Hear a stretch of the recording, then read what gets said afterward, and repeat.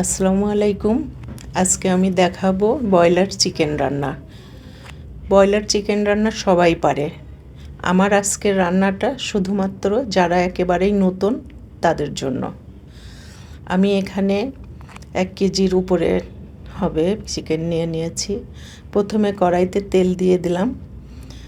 4টে এলাচ, 2 টুকরা দারচিনি, 1টি বড় এলাচ, 4টি লবঙ্গ, 1টি তেজপাতা দিয়ে আধা কাপ পেঁয়াজ দিয়ে দিলাম। পেঁয়াজটা একটু ভেজে যখন লাল হয়ে যাবে তখন আমি বাটা মশলাগুলো দিয়ে দিব। এই তো 1 চামচ আদা বাটা দিলাম, 1 চামচ রসুন বাটা দিয়ে দিলাম, আধা চামচ জিরা বাটা দিয়ে দিলাম। দিয়ে আদা রসুনটা একটু তেলের ভিতরে ভালো করে ভেজে নেব। আদা রসুনটা ভালো করে ভেজে নিলে আদা রসুনের কাঁচা গন্ধটা চলে যায়। এরপরে আমি গুঁড়া মশলা দিয়ে দিব। আধা চা চামচের একটু বেশি হলুদ গুঁড়া দিয়ে দিলাম, 1 চামচ লাল মরিচের গুঁড়া দিয়ে দিলাম, আধা চামচ ধনিয়া গুঁড়া দিয়ে দিলাম, স্বাদ মতো লবণ দিয়ে দিলাম। মশলাগুলো দিয়ে যাতে না পুড়ে যায় একটু পানি দিয়ে দিলাম। পানি দিয়ে ভালো করে কষিয়ে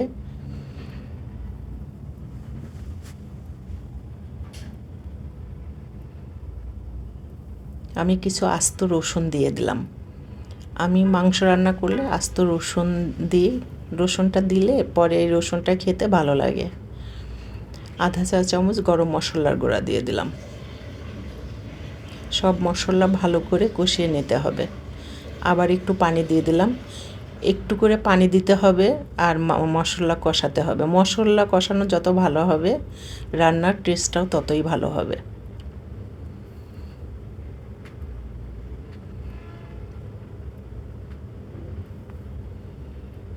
আর এখানে আমি ব্রয়লার মুরগি যাতে গন্ধ না লাগে এর জন্য টক দই ইউজ করলাম। টক দইটা ভালো করে ফেটে আমি মশলার ভিতরে দিয়ে দিলাম। আর টক দই দেওয়ার সময় সব সময় চুলার আঁচটা কমিয়ে দিতে হবে। চুলার আঁচটা যদি বাড়িয়ে টক দই দেওয়া হয় দইটা ফেটে যায়। আর দইটা দেওয়ার আগে ভালো করে ফেটে দিতে হবে। এবার আমি চিকেন দিয়ে দিলাম। চিকেন দিয়ে ভালো করে নেড়ে উল্টিয়ে পাল্টিয়ে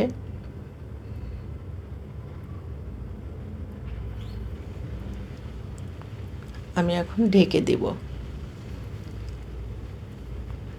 ঢেকে দিয়ে 5 মিনিট পরে ঢাকনাটা তুলে আবার নেড়ে দেব।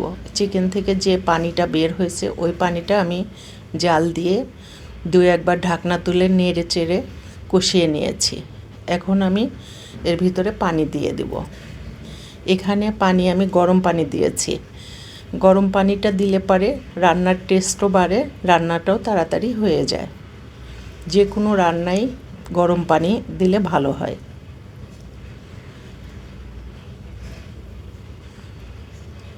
পানি দিয়ে আমি আবার ঢাকনাটা দিয়ে দিলাম। ব্রয়লার মুরগি রান্না করতে বেশি সময় লাগে না। এই তো আমার রান্নাটা প্রায় হয়ে গিয়েছে। আমি এখন কিছু আস্ত কাঁচামরিচ দিয়ে দিব। কাঁচামরিচটা ঝালের জন্য নয়, ফ্লেভারের জন্য দিব। কাঁচামরিচটা দিয়ে 1 মিনিট ঢেকে রেখে আবার আমি তুলে একটু গোলমরিচ গুঁড়া দিয়ে দেব। গোলমরিচ গুঁড়াটা দিলে ভালো হয়। আমি আস্ত গোলমরিচ দিই নাই। আর ভাজা জিরা গুঁড়া দিয়ে দেব। দিয়ে নেড়ে চেড়ে অল্প আছে আমি আবার 1 মিনিট রেখে চুলাটা বন্ধ করে দেব। এই তো আমার চিকেনটা রান্না হয়ে গিয়েছে। চুলাটা বন্ধ করে দিয়েছি। তেলটা উপরে ভেসে উঠেছে। এভাবে রান্না করে আপনারা সবাই খাবেন। কেমন হলে জানাবেন। আল্লাহ হাফেজ।